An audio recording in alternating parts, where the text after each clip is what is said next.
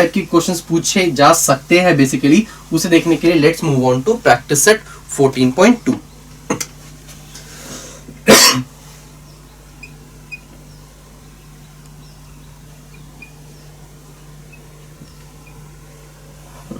सो पहला क्वेश्चन है मेरे पास, on a construction work of flyover bridge there is 320 workers. मतलब कि मेरे पास 320 वर्कर्स है एक एट अ पॉइंट, मतलब कि मेरे पास P है 320। Initially the number of workers were increased by 25% every year. हर साल कितने इंक्रीज किए जाते हैं? 25%। So R is equal to 25%।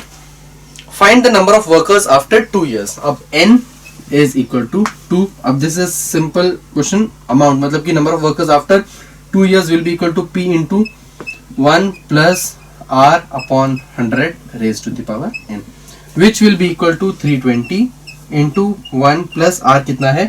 25 upon 100 raised to the power n, मतलब कि 2।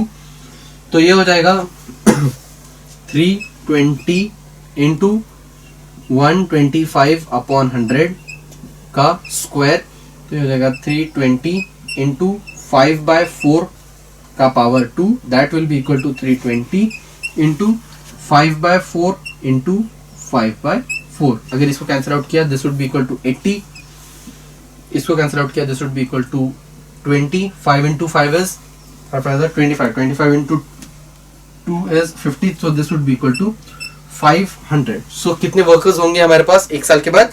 500 workers. Okay, moving on to the next question. अब अगले क्वेश्चन में हमसे पूछा गया है, okay, and one more thing, after finding out the answer we cannot just leave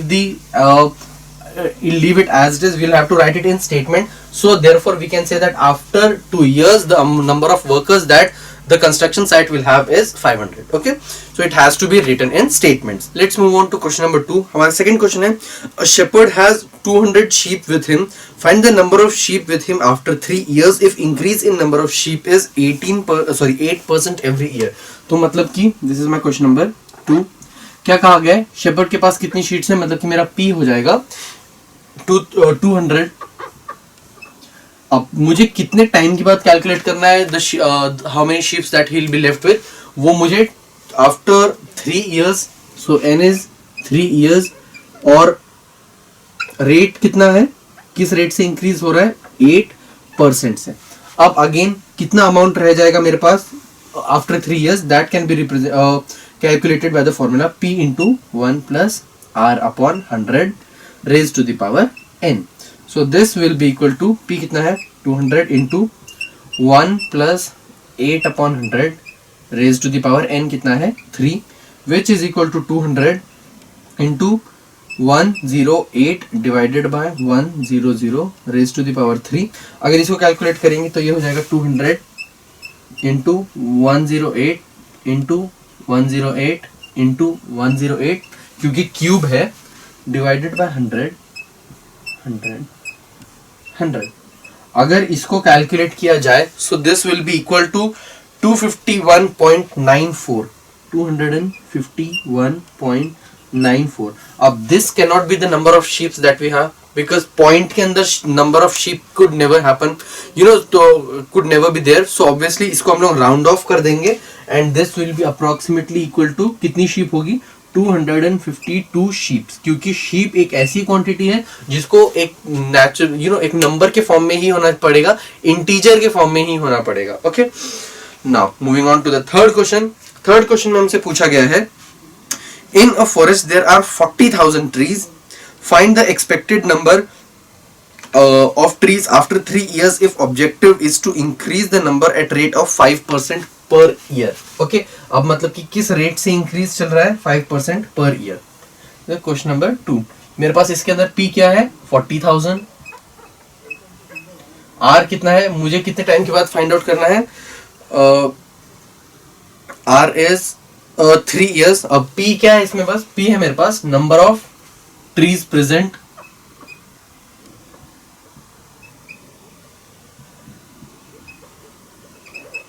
is equal to 40,000।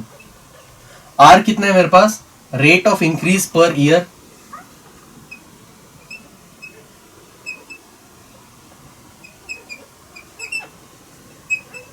Is equal to कितना है 5%, और n कितना है मेरे पास 3 इयर्स। 3 इयर्स के बाद मुझको पता करना है कि कितने अमाउंट प्रेजेंट होगी, duration for the increase. Okay, so now अब मुझे डायरेक्टली ए पता है, A is number of trees after 3 years. मैंने क्या मान लिया कि A is equal to number of trees after 3 years. So A की को मैं कैसे कैलकुलेट कर सकता हूं, A will be equal to P into 1 plus R upon 100 raise to the power n। तो p कितना है मैम हमारे पास 40,000 इंटू 1 प्लस आर कितना है 5 upon 100 raise to the power n है हमारे पास 3।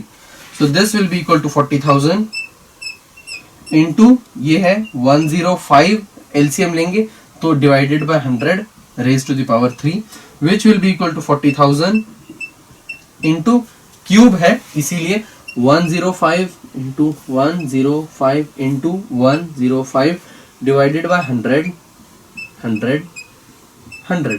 अब इसको कंप्लीटली कैलकुलेट करेंगे, then the amount that we will be left with is 46305 46305। So this is the amount of tree that we will have after 3 years. Okay, now see how I have written P, R and N in this form.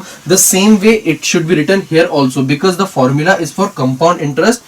तो इसीलिए हमें हमेशा P को हमें यहाँ पर लिखना पड़ेगा इस क्वेश्चन के लिए, that P is the number of sheep that we have currently, N is the duration and R is the rate of increase of sheep per year. Okay, where and one more thing, A हमें specify करना पड़ेगा, A is the amount number of sheep that we will have after 3 years. Okay, so हमें हमेशा जो भी variables होते हैं उनको स्पेसिफाई करना पड़ता है कौन सी चीज फॉर्मूले में किस चीज को रिप्रेजेंट कर रही है। Okay, moving on to the next question. अगला क्वेश्चन है हमारे पास, the cost price of a machine is 2,50,000 if the rate of depreciation is 10% per year. Find depreciation in price if machine, price of machine after 2 years. Okay, P क्या है मेरे पास, this is question number 4. P है मेरे पास cost price of machine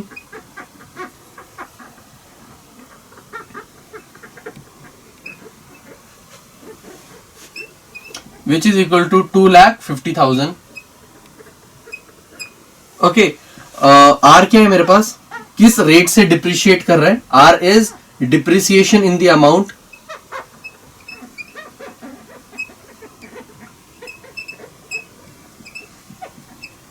in the cost of machine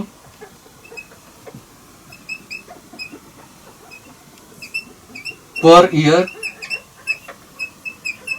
और वो कितना है, that is equal to 10% per year, 10% per year. N कितना है, मुझको आफ्टर 2 इयर्स पता करना है कि कॉस्ट कितनी होने वाली है मशीन की। Okay, N is 2 years. अब मुझको one more thing I need to specify, A क्या है, amount of machine after, amount या फिर price of machine after 2 years. Okay, so मुझको एक चीज पता है, क्या अमाउंट या फिर इसको सीपी कर देते हैं, cost price. So A is equal to क्या कितना होता है ये, P into 1 plus R upon 100 raise to the power n। So this will be equal to, P कितना है हमारे पास 2,50,000 इंटू 1 प्लस आर है हमारे पास 10 upon 100 raise to the power n is 2। अब इसको कैलकुलेट करेंगे तो ये हो जाएगा 2,50,000 into 110 divided by 100 raise to the power 2, ये 0 cancel. So this will be equal to 2,50,000 into 11 into 11 into 11 divided by 10 10 10, ये तीन हो गए कैंसिल। अब 250 इंटू 11 इंटू 11 इंटू 11 उसको कैलकुलेट करेंगे, then the answer will be equal to 2,00,000 sorry 2,020 okay one more thing, there is a mistake that we have been done कि rate of interest जो है वो यहाँ पर होगा नेगेटिव। क्यों? क्योंकि डिप्रिसिएशन हो रहा है, प्राइस कम हो रही है हर साल, तो ये 110 की जगह पर this will be equal to 90। तो ये 0 0 cancel, so this will be equal to 9 into 9 into 9. Whenever there is depreciation in price, the our rate of interest is going to get decreased, okay, get negative. तो ये हो जाएगा 250 into 9 into 9 into 9, which will be equal to 202500. 202500. So this is the rupees, obviously. So this is the amount in which you can sell the machine after 2 years. Okay. अब depreciation कितना है ये पूछा है, इसका मतलब है कि हमको कैलकुलेट करना है दोनों का subtraction. So depreciation is equal to 2,50,000 minus 202,500। Okay, अगर इसको कैलकुलेट करेंगे then the amount is going to be 47,500 rupees, 47,500. So this is the amount of this is the amount that has been depreciated of the machine, you know, in 2 years. ठीक है, अगर 10% के rate से depreciate हो रहा है तो इस तरीके से just by using the formula of compound interest there are various questions and various applications that can be done with the same formula. ये बहुत सारे applications है इस formula के, बहुत अलग अलग टाइप के questions can be solved using the same formula.